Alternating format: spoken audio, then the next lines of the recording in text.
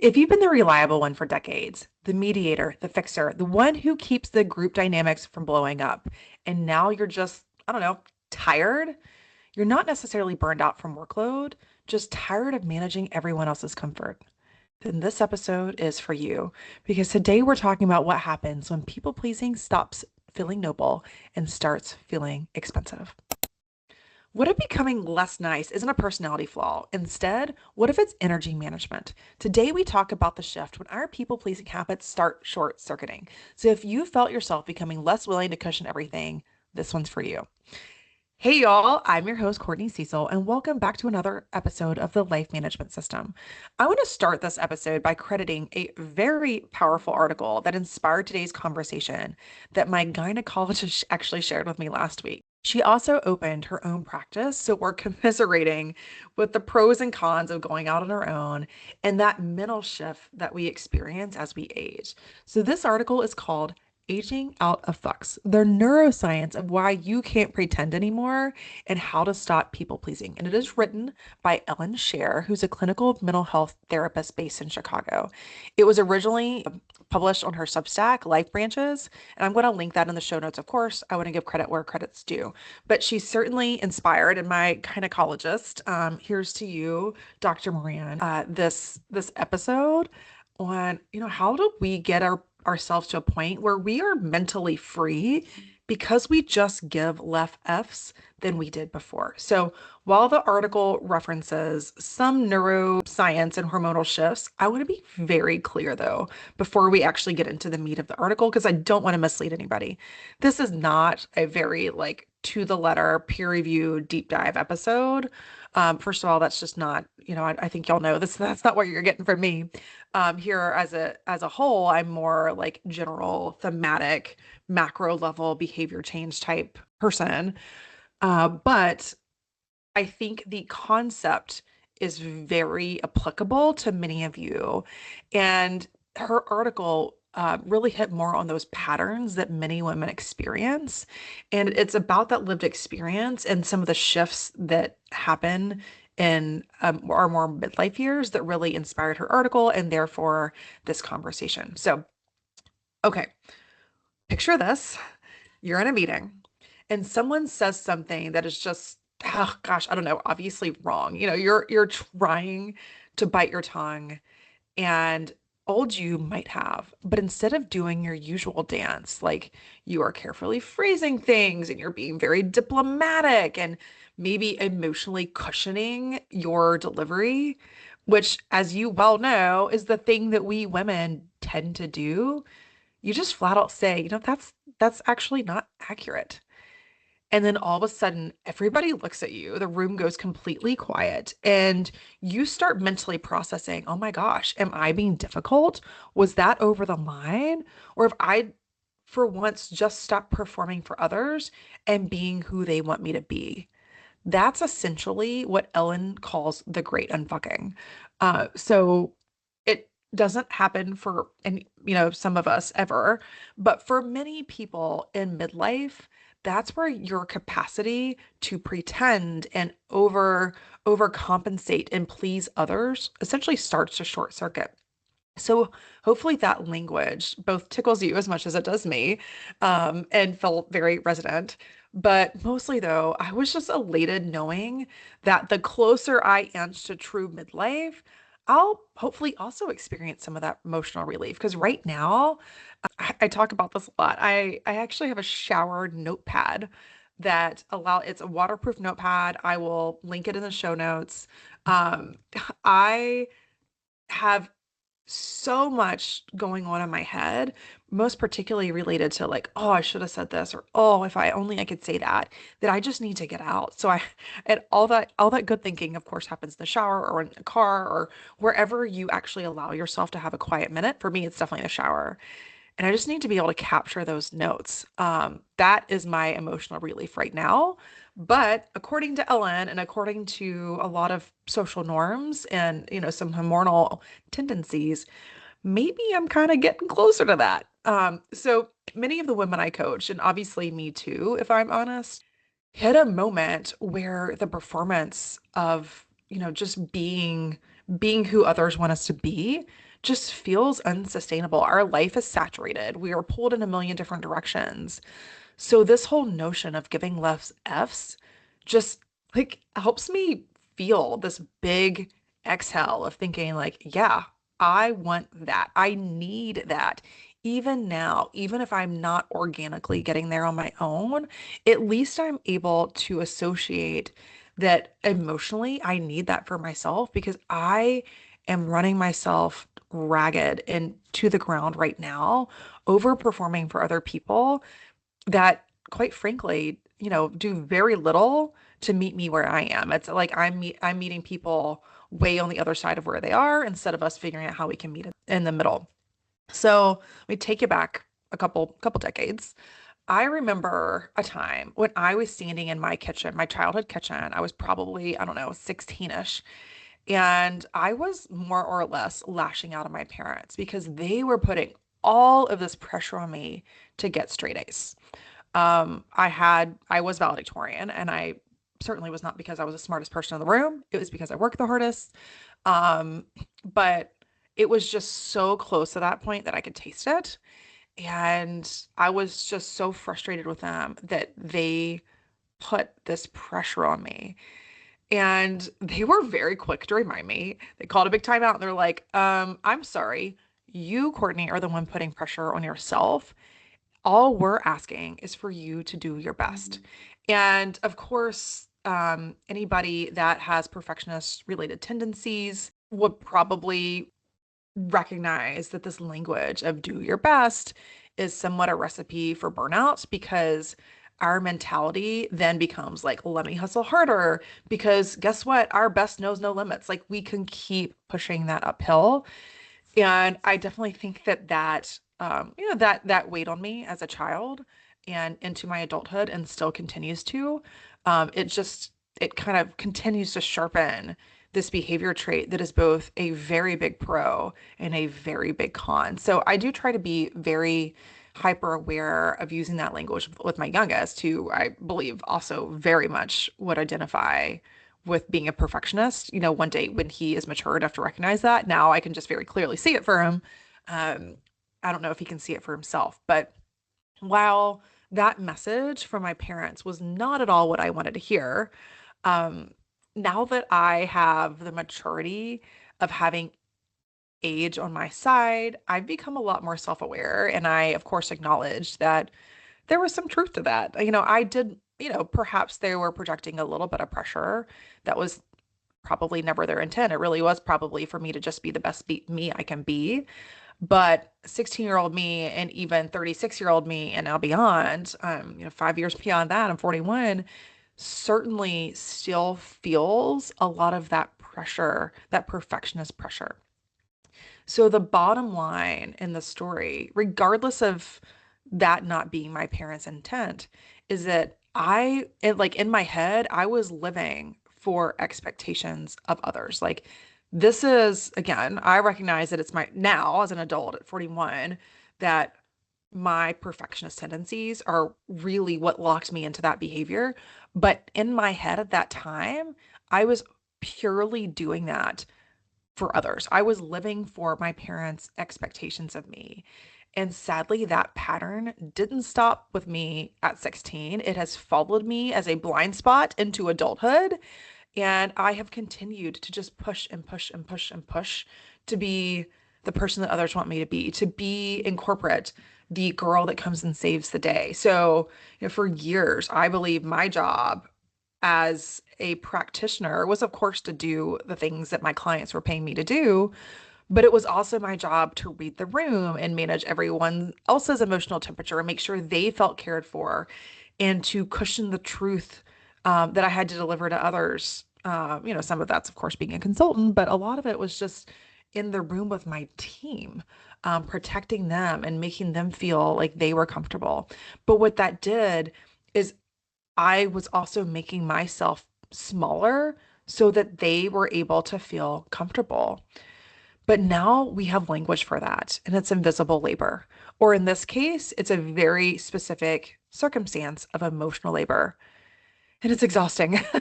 Like again, that big exhale to be able to put a name to what it is that I've been carrying. So in the article, Ellen talks about how our brains change as we age, specifically this concept called synaptic pruning, where the brain trims pathways that aren't being used or aren't essential. So again, her article is very conceptual. It's not necessarily exactly what's happening neurologically to us, but the metaphor itself lands and is very, very powerful. So it's essentially like I would equate it to Marie Kondoing our brain and all the neurowiring devoted to hypervigilance and people pleasing, and all of a sudden being able to be like, "Do-do-do-do-do, not essential, not essential, like care for yourself." So there's also in the article, she alludes to a broader research, like worldwide research discussion around hormonal shifts in midlife, particularly surrounding estrogen, which makes sense, and the relationship that accompanies it regarding how women feel driven towards creating this social harmony and all of these caregiving behaviors. It is why women are women in the most foundational sense. But here's also what matters more than biology. You essentially start doing as you age, like this cost benefit analysis of how you're using your energy in a very different way. You calculate, oh my gosh, my time is finite. There's only so much of me left. There's only so much of me even in a day that I'm able to use. And then you start to recognize how precious and protected your energy needs to be with that finite time. And then suddenly this internal dialogue in your head shifts from a place of where you're thinking, oh my gosh, how do I make other people feel comfortable and loved and cared for, to wait, time out. Why am I responsible for everyone else's comfort? Why am I responsible for anyone else beyond myself? And of course, as moms, we certainly are going to pronate in that direction, and even a spouse to our partner in many ways. But at the end of the day, that is out of our control. I call it a gravity issue, for many reasons. That's a whole other story. But essentially, at the end of the day, the only thing you can really control is yourself, your own behaviors, your own thought patterns, the way that you show up and act with others. You're not going to ever be able to control their processing, their emotions, their behaviors. Now, of course, with your language, you might be able to influence it, but that's not the same. And when you think about using your energy, the more you can use your energy on the things that you can actually control, the more productive you're going to be. Like that's kind of like that's the time management, ultimate time management hack there. Is like use your energy on the things that you can actually control as opposed to the things you can't. So society talks a lot about decision fatigue. In fact, I often do, because it is decision fatigue is not only a form of invisible labor when you think about meal planning and which restaurant are we going to, that sort of thing. But decision fatigue is also a time waster. And that's one of the reasons I talk so much about getting very clear on what you value. Because when you're clear on what you value, you know what to prioritize. And when you're clear on your priorities, all of a sudden it unlocks the ability to make very clear decisions a lot faster than you ever would be able to.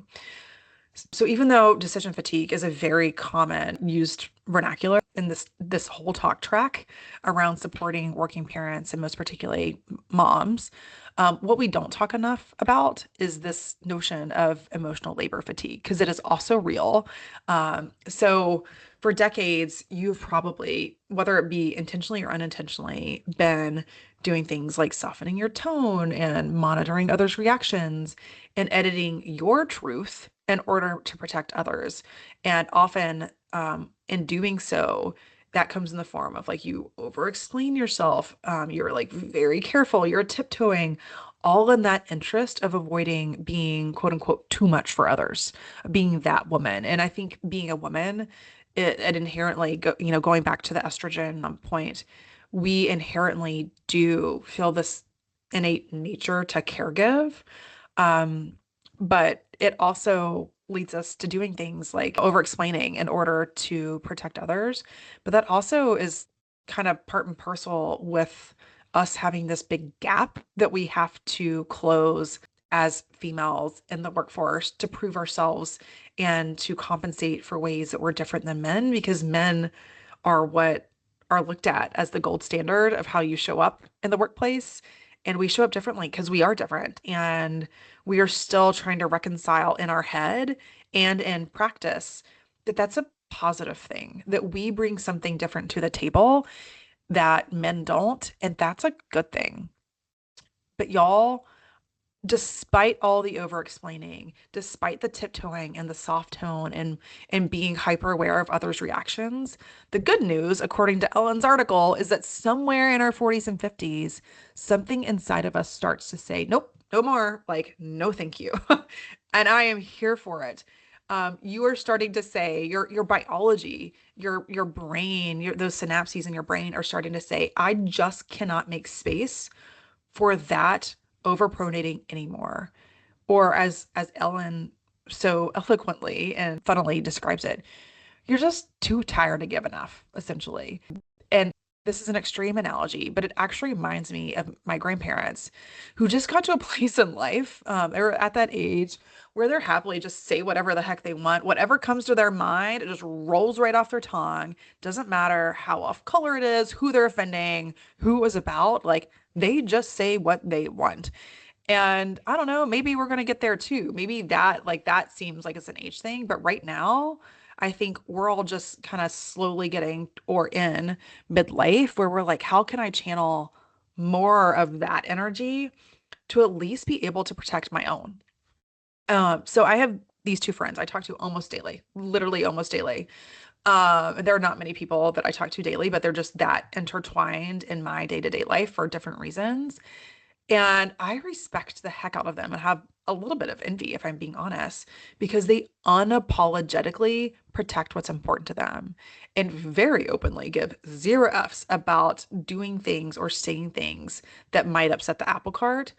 And I wish I had like an ounce of that because I just carry so much guilt and replay conversations over and over and over in my head.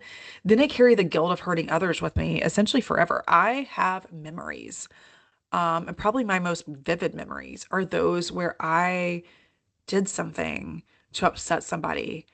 And some of those like were blatantly my fault, but many of them I'm still like trying to bubble wrap the person and still somehow offend them. And I carry that with me too. Like all of my fondest or like all my heaviest and most real memories tend to be those. And I just wish that I could carry a lot less of that with me because, again, I can't control what people's reactions are. I can only control my thought patterns and behaviors.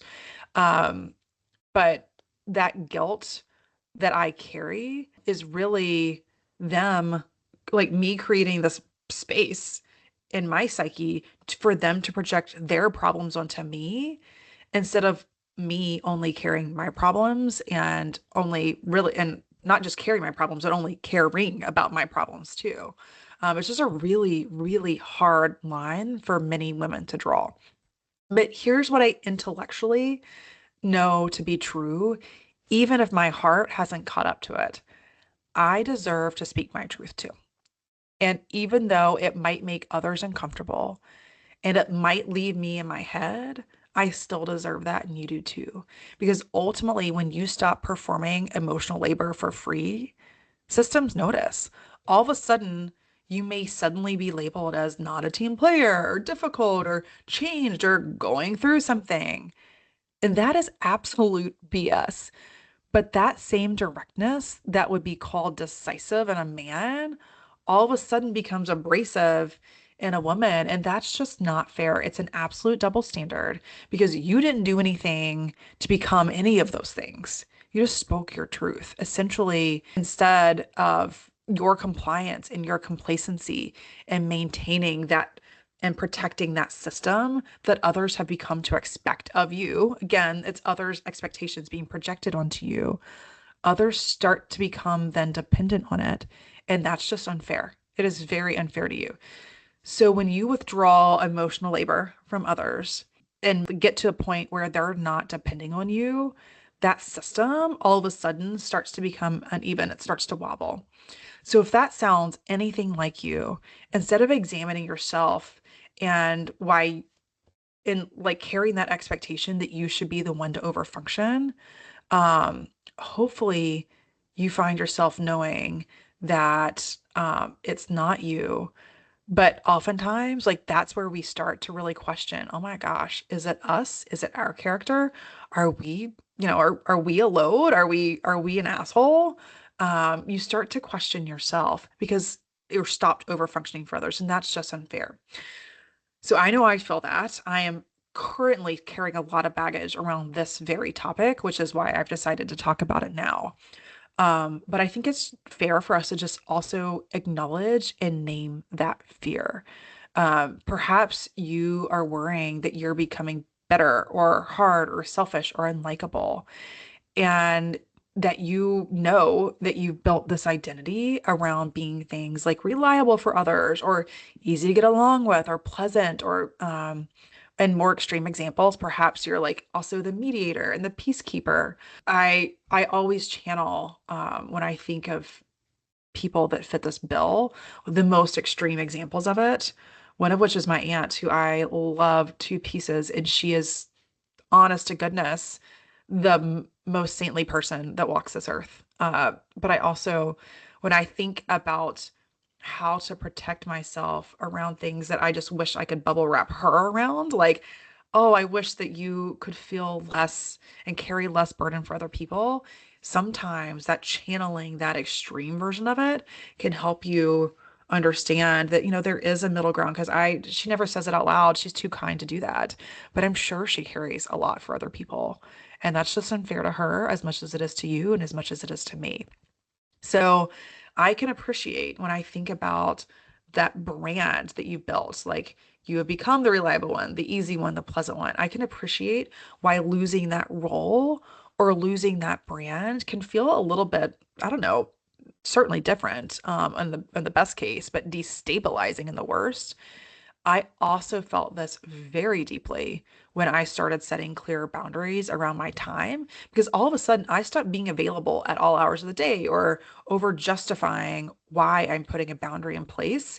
And I remember, gosh, it was Christmas. My mom shared, my parents were staying with me, and she shared some feedback that somebody very near and dear to me shared about me. And it was, I think, very unfair because I have overpronated and overpronated and overpronated for that person. And then all of a sudden I'm the bad person because I don't do it. And that's so unfair. And I cried. It was 2 a.m. and my mom was holding me like I was in middle school again. I was so upset about it.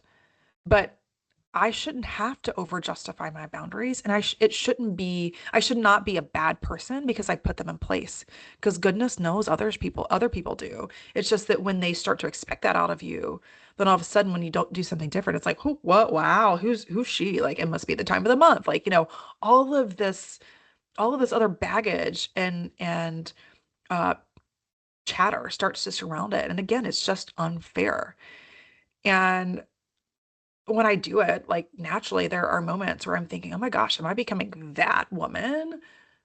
Or am I just becoming more aligned with what I know I need to do for myself to protect me and my needs and my family needs? But either way, regardless if it's, probably a little bit of this and a little bit of that, I know I can for sure say I have always been envious of those people, like my two friends I referenced, who just have always given less Fs.